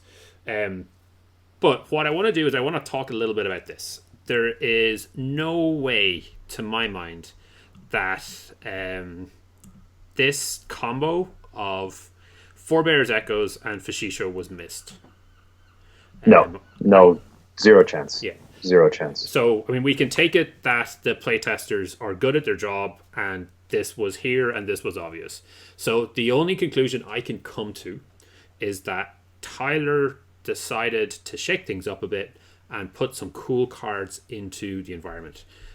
Now, this may not necessarily be something that we're comfortable with, but we've seen again and again when we open a pack and we look through it, there's maybe 2 or 3 cards that we actually pull out and go, I'm going to play these cards, and then we put the rest of them into the binder because it is really, really easy to balance a card. You balance a card by making it unplayable. That way, it never unbalances the environment because it never sees play, and that's a bad way to design. And like I don't mean to be critical of the current design team, but they've definitely done that on occasion. But I think maybe Forebear's Echoes is a different direction, where we are seeing a good card. This is a good card that has synergies, that has interactions, that does a lot of things. It has some restrictions, so it is air only, it is military only. You have to have them in your discard pile. They leave play at the end of that conflict. But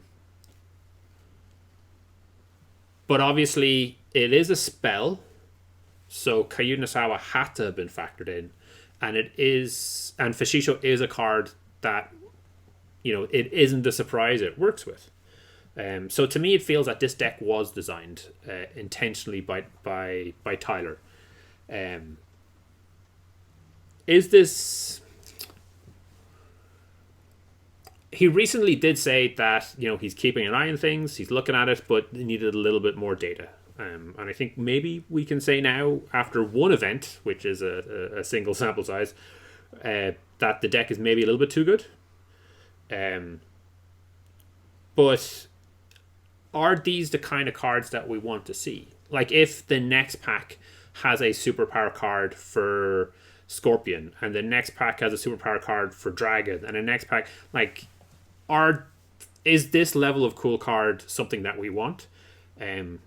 Or do we want, for the old players, I think Gold Edition was an example of an environment that was a little bit too balanced, a little too stale, maybe. And, no, it wasn't the gold. It wasn't the Gold Edition was balanced, because it absolutely wasn't balanced. It was just stale and boring. And that was coming at the end of, because I think we were involved in playtesting that, weren't we? No, we weren't. Okay, but no, we were after that. We were well after that. I'm pretty sure. No, we had nothing to do with gold. We had nothing to do with gold. But there was a hard reset that needed to happen. Yeah. Like the power level, the power creep of an environment goes up and up and up, and then you have to have a reset. Like you can have boring average cards all along the way, but you have to have power cards every so often. But yeah, as John is saying, our 227 games with a massive bias towards Phoenix, a decent sample size. It's 227 games played by Phoenix. It's 227 games of this deck or something pretty close to it. So do you want power cards? Not like this, you don't. I mean, this is quite a complicated issue, because you have to look at the LCG model as well as, the LCG model is distinct from the CCG model. Yeah. In the CCG model, you absolutely want to have chase cards, because that's what your revenue is built on. Your revenue is built on people buying lots and lots of packs, trying to get the most powerful cards to build the best decks. But those games generally don't make a feature of faction loyalty, which Five Rings does. Yeah. And that's an important consideration. Also with the LCG build, everybody has access to all the cards. So, like if there was no such thing as faction loyalty, then maybe it wouldn't be an issue, although it would still be an issue, because basically you end up with everybody playing the exact same deck, or the metagame devolves into two decks, like the deck and the anti-deck. And that's basically what 80% of the people play. Will we be seeing? We've got the role selection coming up soon. I mean, if everyone picks an air role and everyone starts playing Forebearer's Echoes, obviously the Shisho and Koyu Nasawa interaction is going to trump it. But is it fun? Is it cool that everyone is getting this new interesting interaction? Well, the thing is, not everybody is getting this interesting interaction, because it's air roll locked for a start, so only certain clans have access to it. But let's assume everyone picks an air roll, because people are getting to vote around now. I'd say a lot of people would have saved. Well, no, it's still not good, because all you're doing is you're like assuming this interaction is just better than everything else out there that any deck can that any other clan can muster. Then it isn't Legend of the Five Rings. It's Legend of Forebearer's Echoes, and that's a catastrophe for any kind of card game. Yeah. Like, you don't want it to be about a single card. That's awful, because then it's like who drew their Forebearer's Echoes, who drew it sooner, who had the better targets. Like, it's not actually a game of, the skill element is significantly diminished, because then draw variance becomes a much more defining factor in terms of how the games go. So no, cards like this are pretty much unequivocally bad for games in general. Like, certain games can survive them. But like we have Charge, which has proven to be popular, but this is just a 2-cost charge. Well, this is a 2-cost charge. Yeah, well, this is another part of the problem. I mean, like the game has survived this long with Charge in the environment. It has. Okay, so we'll go through this a bit. So when Charge was first previewed, and I remember it vividly, we just said this card is broken, and this card is going to get more and more broken as the game goes on. We say that about every card. Yeah, we were pretty adamant about Charge, though. That's true. But I mean, it's thing like, but the thing is, okay, so Charge has a higher opportunity cost than Forebearer's Echoes does. Yeah. Okay, so you have to have the specific character you want in a province that you want to charge. Generally, you have to be the first player, because if you have a high value charge target sitting in one of your provinces, your opponent is going to use their first conflict to launch a political conflict and attempt to break that province, removing that card as a threat. So there are some opportunity costs involved there. So timing is an issue. Yeah. Now the flip side on that timing one is that Forebearer's Echoes is unlikely. Now there are ways around it, but it's unlikely to be playable for you on the first or maybe even the second turn, because you won't have got those cards into your discard pile straight away. So it's playable from turn 2 on. Like, I've played enough of this deck now. It's playable from turn 2 on. Sometimes it's playable on turn 1. Yeah, of course. I mean, there are, as I said, like you can walking away, you with can walking away Satoshi. starts, Yeah. No, there are ways to do it, but like from yeah. a conceptual level, like it feels like this was designed to be a charge-like card, which is super powerful, but a later game approach, and error roll locked. So there's like. It feels like there's been an intent. Like if we look at Earth Becomes Sky, there's almost been an intention to kind of power up some of the roles so that they become more attractive and people have more interest in them. Okay, so where do we start? Making broken cards that only a small proportion of the field has access to is not a good way to design a game. Because, well, for a lot of reasons. For a start, broken cards shouldn't exist, and like Charge, Forebearers, Echoes. Like when we're talking about the resource development curve, these are cards that do significant damage to that curve because they give you value for however long a period over and above what you should be able to achieve with the resources you have at hand. Yeah. And in a game like Five Rings, that can snowball. Like if I go Military Void, like I go for Military Void, I get a Void Ring, I charge my guy in, I break your province. You defend, I charge in a guy, I break your province, I void one of your people who has one fate, and then that character leaves play at the end of the turn. Yeah. So that charge can actually generate significantly more tempo and value than would be indicated just by what it seems to do, which is bring a character in and win a conflict. It can do an awful lot more than that in terms of value generation, or in terms of accelerating resource decay on your opponent's side of the board. So Forebearers Echoes, it's not playable on turn one, but that's fine because the game isn't won on turn one. In fact, in a lot of games, very little happens on turn one at all. It's kind of turn two and certainly turns 3 to 5 where the majority of the game is played and games are won or lost. Yeah, I mean, a turn one Chagatai charging in can make an impression. Oh no, absolutely. I've done it. I've had it done to me. It's not a good feeling. It's like you can cackle with glee when you're doing it. Having it done to you though is it's heartbreaking. Yeah, just feels is just awful. So I mean, but again, like you have to ask yourself, like what kind of experiences are you attempting to give players? What kind of experiences are you attempting to build? Are you attempting to build experiences where players have a very, very tight game where they attempt to outmaneuver each other, outthink each other, make close decisions, close judgments, or are you building a game where people draw the right cards in the right order and smash their opponent off the board with almost no answer? Yeah. And I mean, for certain games, in certain games and for certain demographics and for certain age groups, like smashing people off the board and doing super crazy stuff that isn't, particularly interactive. Heart of the cards, baby. Heart of the cards. Yeah, is exactly what you want. But I think, L5R has always been a much more kind of... It strives to be a cerebral thinking man's absolutely. game. It strived to be a much more considered game where you made lots of important decisions.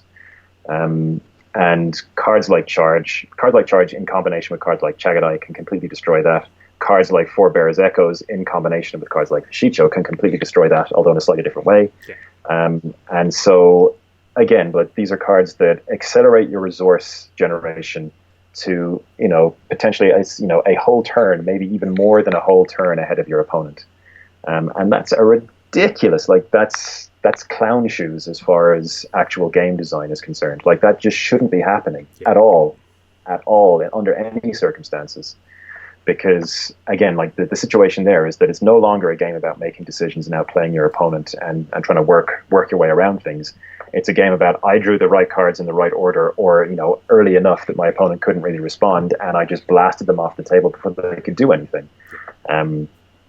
Or again, in the case of Fashicha Forebearers, I stabilized the game, and then I just generated so much value over the course of 3 to 4 turns that it just didn't matter what my opponent did. Like they'd effectively lost the game before they even sat down, or before they even, before they got to turn 2, the game was over because, the situation was stable and I was able to generate so much value that it didn't matter anymore.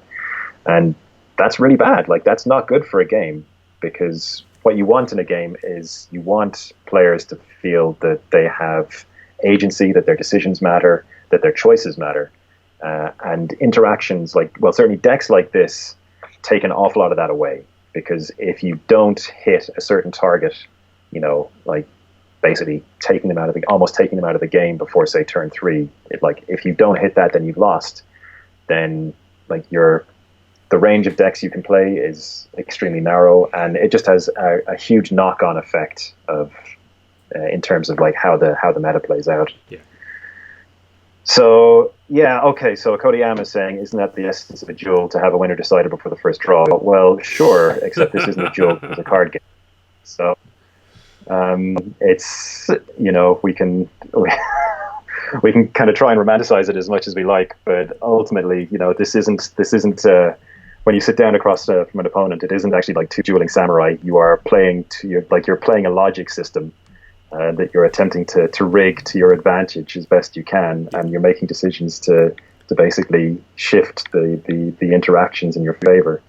They're maybe comparable, but not really. I mean, this deck, like if to bring it back to the whole dueling concept, this deck is like playing training at the Miyamoto school. You're guaranteed to win all duels all the time.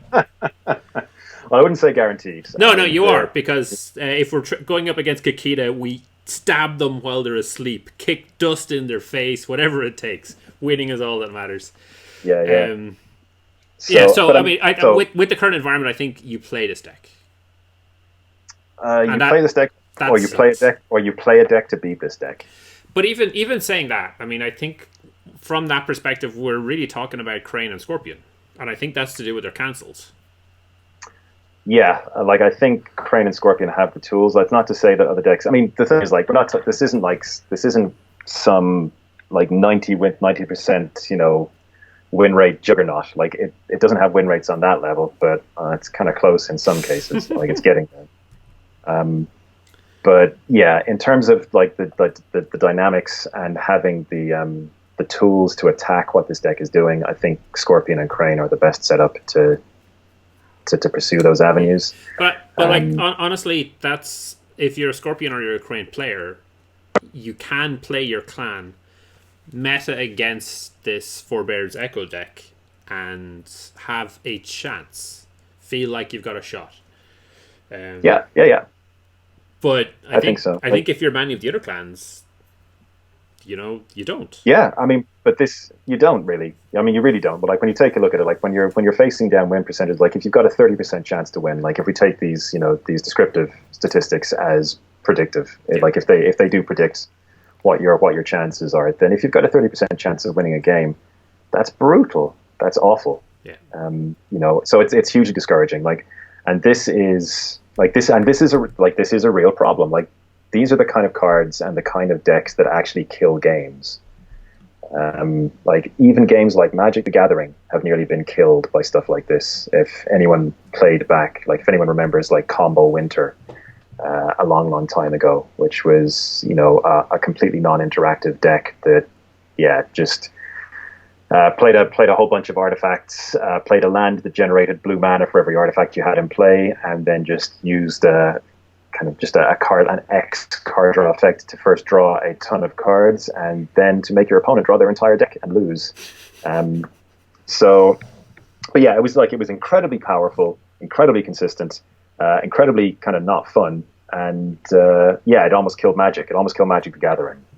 And this, so like card design like this is problematic. Like it's a real problem. And as you said before, it's impossible to believe that this interaction was missed in playtest, because you can't. It's not possible to miss something like this in playtest. So yeah, it's So I mean, this is 100% on Tyler. So yeah, I don't know. All right, so I don't know. Like I don't know. Like I don't know what's going on behind the scenes, but this is a bit worrying for me. Yeah. This is a bit worrying. Now there are some interesting figures there. Frey Alfavor in the Discord or in the channel, we can only assume is a Phoenix player, is talking about how Scorpion are doing so well.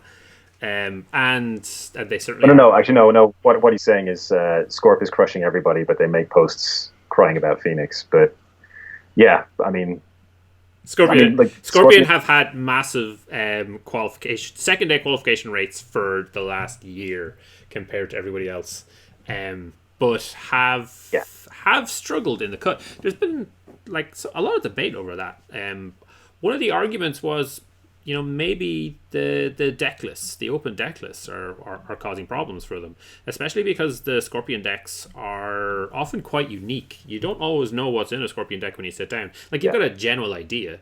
I mean, the three ones that I'm familiar with are the bid 1 Dishonor, the bid 5 Dishonor, and the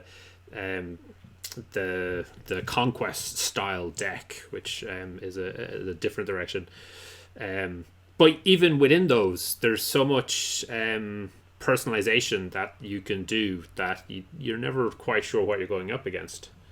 Yeah, absolutely. I mean, we've mentioned this before, that if your opponent doesn't know what your deck is doing, that's a huge advantage in a tournament situation, because they could be misplaying without ever knowing it, and that's a great way to win a game. Phoenix decks are 100% like they are straight up more powerful than Scorpion decks, but they are predictable. You know what you're getting. You know what they're doing. They're very, very straightforward about it. So if you've got the tools, and if you're prepared to go the distance to metagame against them, and to play the match and learn the matchup inside and out, you can definitely give yourself an advantage. Much more difficult against a Scorpion, because they're a much more reactive style of deck than Phoenix is. Phoenix is just like, here is what I am going to do, rawr, and they go and do it. Yeah. Whereas, with Scorpion, you're reactive, so you get to hang back and see what people are doing first, and then make the optimal decision once they've committed. And that's always a better style of play. And while Dragon was doing really, really well with Anil dominating many of the environments, that was exactly the deck style that he had. Basically, you presented a problem on the board, you dropped down as much skill as you could, and then you went in and you took provinces. And it was down to your opponent to actually deal with what you're putting on the board. And the real talent that he had, and still has with this Phoenix deck, because he is playing it, and notably he didn't turn up for his top 4 game, so technically he never lost. He always considered the options that his opponent had at all times, and many players do this. This is the right way to play. Consider the options your opponent has, and then choose your attacks, your ring choices, etc., based on limiting the number of options that your opponent potentially has. You don't know what's in her hand necessarily, but you have a rough idea what they could have based on their deck. And if you're narrowing those options, hopefully some of the points that you've narrowed are ones that they had in their hand, and the ones that are left over are ones that they haven't drawn, or at least once you get to interact and do things with your opponent, their options are curtailed, which gives you a massive advantage. But that's a tricky play style. A lot of the time it's there's no positive reinforcement. You never know when you've successfully done it, because your opponent does nothing and you don't actually get to see what they didn't play. Yeah, so that's interesting. But I think that's what Phoenix deck excels at the moment. Yeah, but again, like, those are players playing at the absolute pinnacle of the game. Like, those are players who know the game inside and out, who know the interactions, know the matchups. Who can remember the cards in an opponent's hand 3 seconds after they look at the hand. No one can do that, Baz. No one can do that. But those are players who have an incredibly developed mental map of the environment. Yeah, big. I mean, no. Let's not meme. Let's not meme. Let's leave the memes at home. But they have an incredibly developed mental picture of how, just of how each matchup is, like what the topography of each matchup is, and like what the high risk plays are at any given stage in a game, in a given matchup, and they're like, those players are going to make the kind of the best decision, or the best odds decision, the most of the time, almost all the time, and that's just going to give you more wins than it's going to cost you games. So let's say we take a shovel and we liberally apply it to the Phoenix clan. That's just happened to the Crab clan with only a minor tweak, but it seems to have worked quite well for them. So taking out or restricting Spyglass, based on their success at Gen Con, seems to have curtailed them slightly, and I would certainly believe that because it was a significant part of the engine. I have to admit, it wouldn't necessarily have been where I would have gone for. I would have hit some of their stay around resilience cards, but Tyler seems to have made the right call. Crane have recently got a lot of really good cards, and even though they're not doing as great as they necessarily could, they certainly seem to have the potential to explode if they're let get away with it. Line haven't been doing great, but with this new EBS deck, for as long as they can hold on to it, they seem to be in a much better place.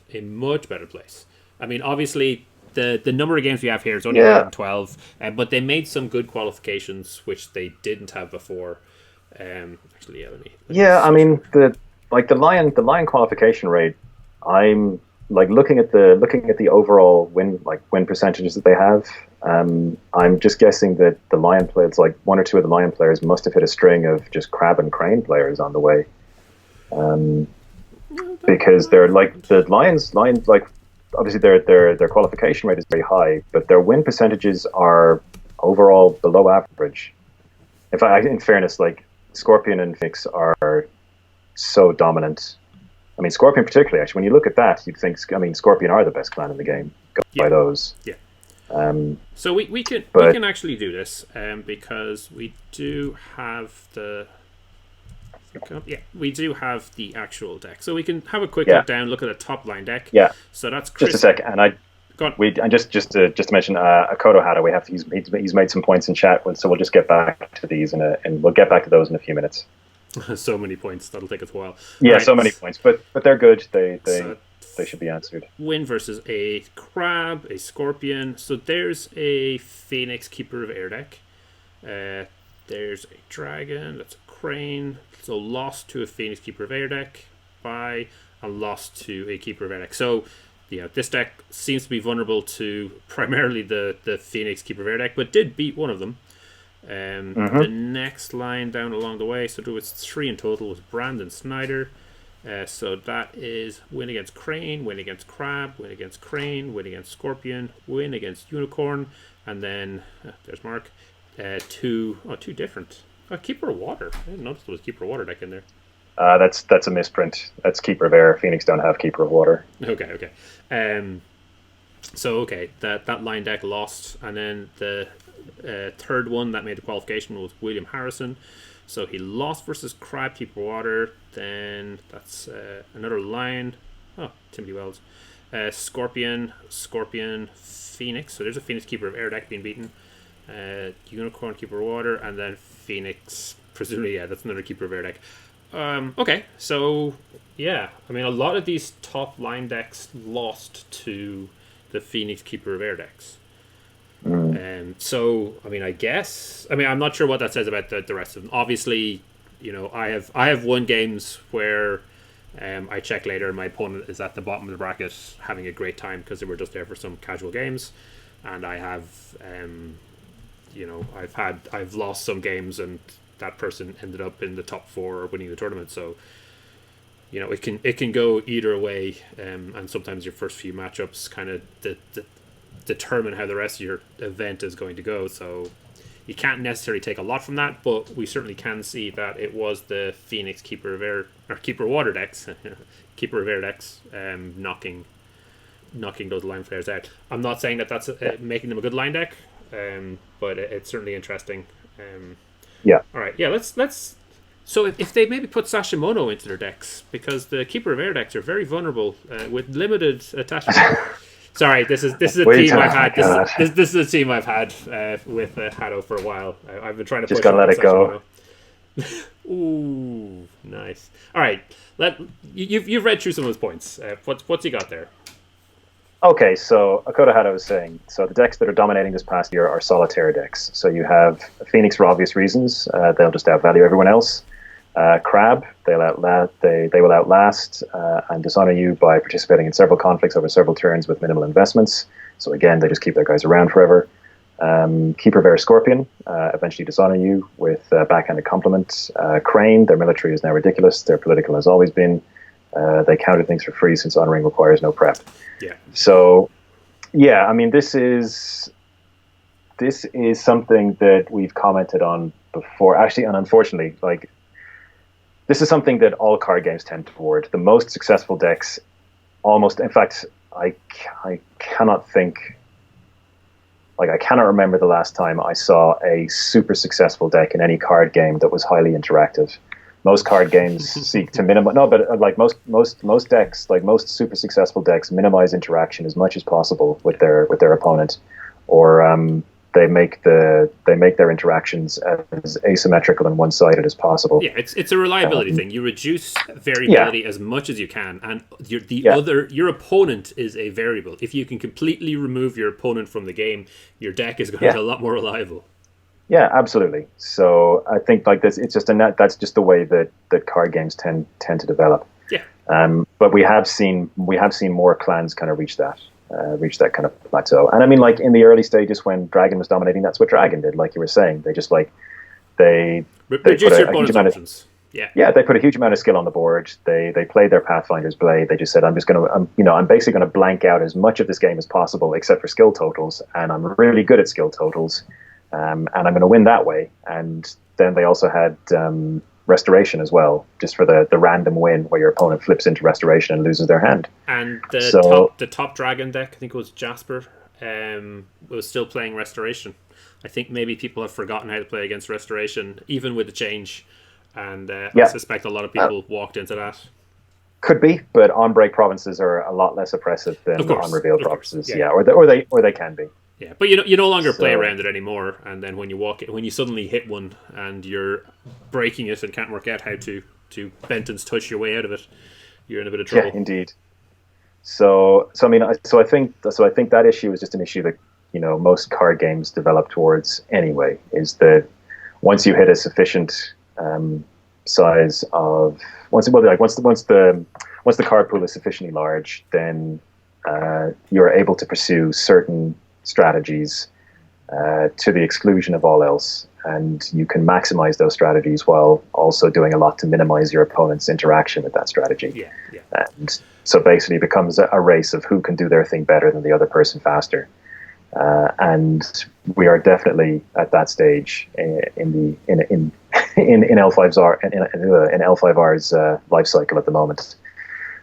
Because you have the Scorpion clan attempting to dishonor you out as fast as they can, the Phoenix clan attempting to value you out of the game as quickly as possible. Yep. Crane are kind of a little bit in the middle. Like I said, they're very, very potent defensively. They've got an excellent control game as well. Like they've got a lot of Yeah. ways to take Yeah, your yeah, guys yeah. off the board. Yeah, so that's what they're doing. And the Crab clan are just sitting there, just going, "My guys are never leaving play." So they just they just hang around and wait for your position to decay, and then they're just left standing. Like, we're the strongest, so now we win. So the other clans, actually, the Dragon, the Unicorn, and the Lion, are the ones that don't have that kind of overarching strategy available to them. Like the Unicorn want to blitz you out of the game as fast as possible, but that strategy just isn't reliable enough at the moment. Yeah. So they 100% can. Like, you can lose games on turn 2, no problem, to Unicorn. But it's just inconsistent. The Dragon just don't seem to be doing much of anything at the moment, sadly. They seem to be easily in the... Top deck is the same deck as from a year ago, but everyone else moved on. Oh my god, that's awful. Yeah, and I mean, and like the win percentages show it. Like, you have 1 plus, like Dragon have 1 plus win percentage, and it's against Unicorn. And some of their other win percentages are beyond dire. Like Phoenix, Scorpion, and Crane are almost auto losses going by these numbers, which is shocking. And Lion are similarly, they don't have like that overarching strategy of how I win this game. Like what is the thing that I do better than anybody else that I can maximize, and they just don't have that. And again, that's kind of reflected in their win statistics. They've got 2 really good matchups by the looks of this, at least going by these. A couple of middling. Yeah, a couple of kind of just middling, like fairly even, and 2 really bad matchups. So that's, yeah.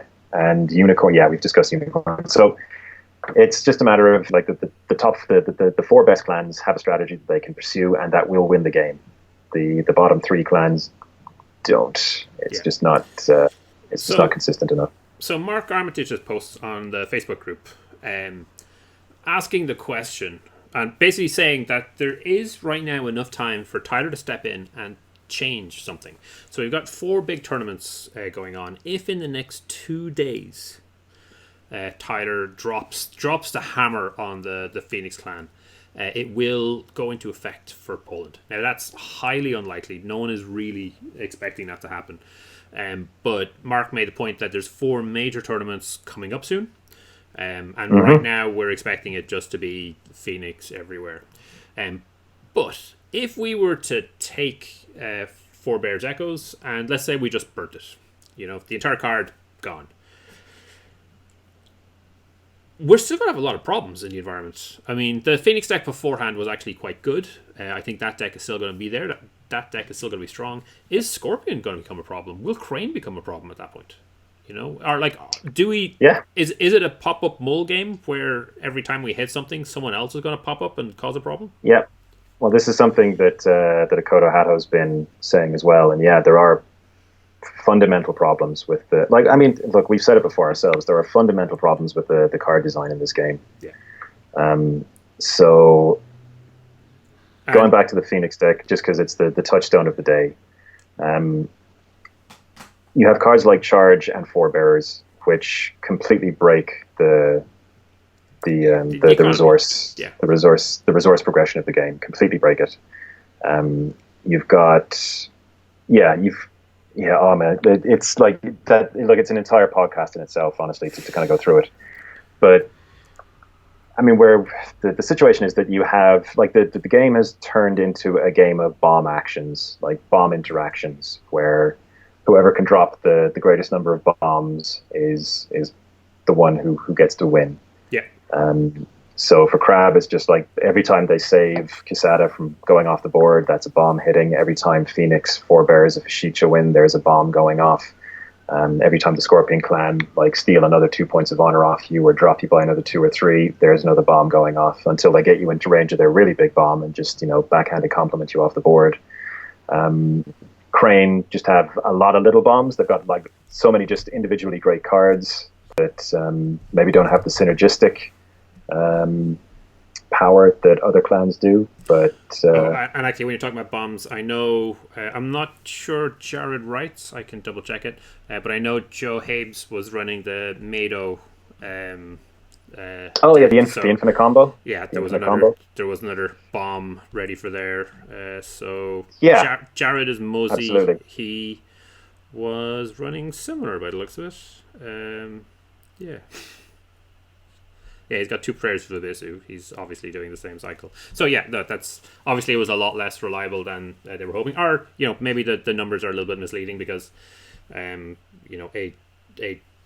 top Crab deck might be very different to a bottom Crab deck once you look at it. And who can even say? I mean, they're all going out to the Phoenix decks anyway. Yeah.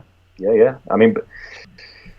This is why stuff like this is so damaging for the game, because it just shrinks. Yeah, I mean, the range of playable decks just shrinks enormously, and the range of what players feel like they can play and be successful shrinks enormously. Clan loyalty is certainly one thing, but getting your ass handed to you repeatedly over the course of a day is demoralizing for the best of us. So, and this brings us back around full circle, because at the very start of this cast, we were talking about how some of the L5R community were feeling a little neglected. Obviously, Keyforge is doing very well; it's very successful. But the situation here isn't really encouraging players to play L5R, to buy more L5R decks, which is a little bit counterproductive for FFG, I would have thought, because surely, and especially with the L5R community, I have basically bought everything L5R related that they've put out, all the RPG stuff, all of the books. I've got Battle for Rockgan over the corner. I didn't get their 2-player mat because it didn't ship over here because it was too big. The L5R community has been dedicated to this IP for like over 20 years and going on. This is a diehard community that if you print, publish, put out something for it, we'll buy it. I know right now Keyforge is in a great situation because obviously players are pumping thousands into decks. I've certainly heard of people, doing well in tournaments when they've got 500 plus decks and secondary markets and so on and so forth. Yeah, I know it's a thing, but for a company, for a business, it's good. But like this feels like a misstep on the part of FFG, almost as if they've briefly forgotten that L54 is there while they're focusing on other things, and I suspect maybe Tyler is being left to steer the ship by himself. And I think a role like that, a position like that, can be a little bit lonesome, maybe a little bit tiring. He has to maintain his dedication and interest to the game, and know all the intricacies, all the ins and outs, remember all the cards, spot the interactions immediately, while also taking enough risks to sell cards, but not so many risks that players get disheartened with the environment. That sounds like a real challenge, and I'm glad it's not my problem. Yeah, and I mean, game design is difficult. Like, don't get me wrong, it's incredibly difficult undertaking, and kind of pretty unrewarding. Like, when you do it really, really well, nobody notices, and when you do it really, really badly, everybody does. Then people do 2-hour podcasts bitching about it. Yeah, well, I mean, I hope it's not coming off as bitching. But I just want to try and kind of get into what's going on here, and like the reasons for it and the interactions and how everything. Yeah, like I said, it's. I mean, we definitely try to be positive about L54 and FFG. Anything we say, hopefully, is taken as feedback rather than criticism. Quite frankly, I'll continue buying packs as they release them. So. I mean. Like, the thing is, I mean, like, as we said before, the game has had big problems with its initial card design, and the problem is that once you start off on an uneven keel like that, you're shifting ballast from one side of the ship to the other. Like, you're pitching left and right more and more. Like, you have to patch a hole, or to fix one problem, you have to print something else that's significantly better, and all of a sudden you just have these wild swings backwards and forwards, and it's very, very difficult to even that out. Yeah, that's one of the reasons I was comparing Forebear's Echoes to Charge. That part of the conversation, I was definitely playing devil's advocate. I certainly do not think I know. It is a fair and balanced card, but I feel like I can see what design was maybe aiming for when they were taking that approach, even if I think maybe they missed the bar slightly. Fun. Yeah. I mean, I don't know. Like, I don't know the internal kind of politics and internal organization of FFG is not something I know anything about whatsoever. So I don't know how much support Five Rings is getting internally. I don't know how much support Tyler is getting internally. I don't know what their plans are. I mean, obviously, if Keyforge is doing really, really well, then as a company, they would be mad not to capitalize on that as much as possible. Yeah, absolutely. But like, Five Rings, is Keyforge, I think might be gone in 5 years. It might be incredibly successful in 5 years, but FFG are going to have the same bitchy, whiny L54 players giving them money in 5 and 10 years as they do now. We might be a pain in the ass, but we're a reliable pain in the ass. Wait, that doesn't sound good. Yeah. I mean, there is that. Just in terms of Five Rings, or the health of Five Rings as a card game, it does need to undergo a fundamental reconceptualization. Like, not the fundamental game mechanics. As I said, I think the fundamental mechanics of the game are super, super solid. But in terms of how they want players to experience the game, like how the game feels to play, then that needs to undergo a significant change. I mean, it's something that Old 5R went through as well, because Old 5R was also actually a game very much like Five Rings is at the moment, with just huge bombs, going off, on either side of the board each turn, and producing generally pretty non-interactive games. And then there was the switch around, I don't know, Samurai, when they turned it from a game about combos and powerful cards into when they really made conflict a focus of the game, with things like bowing and ranged attacks and force reduction and send home. So that the mini game became how you win conflicts and how you play in conflicts and judging when you attack and how you attack and what you do. Yeah. Maybe something like that. I mean, even Magic went through that. Even Magic did that. Like, Magic went from being a game that was all about sorceries and instants and combos, and it moved very subtly into a game about creature combat. And the game was won and lost and decided through creatures, like onboard presence and how creatures interacted, and essentially battles between creatures on board. So maybe Five Rings. I don't know if the next. I don't know what the ideal game of Five Rings looks like. But maybe something that is, that kind of goes back to what the original experience of the game was when it released, which was quite a tight game involving a lot of micro decisions. Everyone's playing single core again. Oh yeah. Yeah. I mean, obviously, you want to take out the negative variance that occurred in that particular environment. Actually, minor point there. Talking about the new releases, they mentioned that the new Marvel game, which obviously is more akin to Arkham horror LTGs because it's a co-op, is going to require just one core set. So it seems to have learned from the having to buy 3 core sets from L5R. So maybe once they do a reset of it, we'll see one core set as the initial buy-in, and then everything else goes from there, which could be cool. Ideally, we'd see clan starter packs as I know, shock horror, but I mean, again, when you take a look at one of the big problems with Five Rings is that it's super hard to get players into the game, just because we've talked about this before, like the LCG model, like the investment it requires to actually get into the game at a certain point is absolutely enormous. So if you're in a situation where you have starter decks where you can basically give a person a deck and say, here is a complete deck, it is not the best deck you can build with this clan, but it is a perfectly competent deck you can build with this clan, then you can go into. Kodayama is saying that reports are coming in the championship deck. Awesome! That's perfect. So we should be able to give them that Crane deck, pull out a couple of deck cards out of the prize support box, so they can make that deck legal, and they're good to go. Absolutely.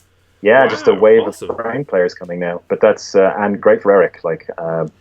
Super thrilled for him just to see kind of like his winning deck going out across the world. That's awesome. That's awesome. And great for all of us too, because there's a lot of really pretty full art cards in there. Damn it, FFG. That would have been something amazing to announce at the in-flight report. God. Yeah. So anyway, So. Oh, okay, yeah, okay. So let's assume things are going to get sorted. We'll hit some more restricted cards. There'll be a couple of more, maybe a ban or two, a couple of errated cards. They have to have. They might push something out. Like, a lot of people now have started going for the open rolls. We've had roll locks for quite a while. The opening up the rolls might make sense, especially because a lot of people have been clans have been essentially picking the best roll. But yeah, I mean, that doing some things like that will certainly make for an exciting year. And then by the time we hit next Gencon, we go into a new core set, hopefully. Again, we don't know if that's happening. That's just speculation based on the rotation cycle. I mean, that sounds like it could be a bright future. But we do need FFG to keep talking to us, because we've got some serious attachment disorders, and we need Tyler to step up his game and keep this game healthy. Yeah.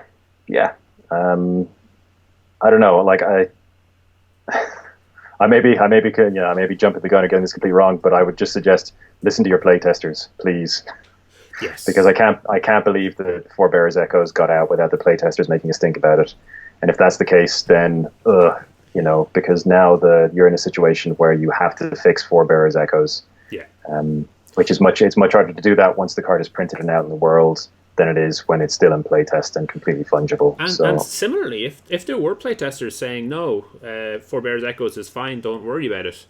Have a quick look at Lotus Pavilion, see if those playtesters are up in the top 22 that made day 2 of Gen Con, and then ask yourself some questions about whether those playtesters are giving you unbiased feedback or not. Yeah, I don't know. Like it's a problem. Like if you have biased playtesters, then you're screwed. But you just have to go on the assumption that the playtesters are doing their best for the game. Absolutely, yeah.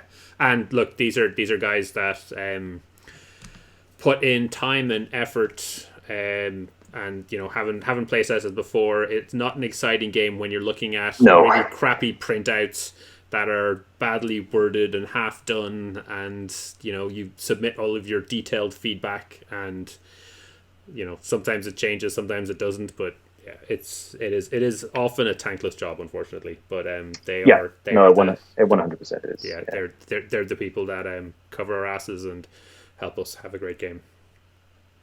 Yeah. So yeah, I don't know. In summary, I think there are causes for concern. This is definitely a slip, but it's not irretrievable by any stretch. So we'll just have to see how things go.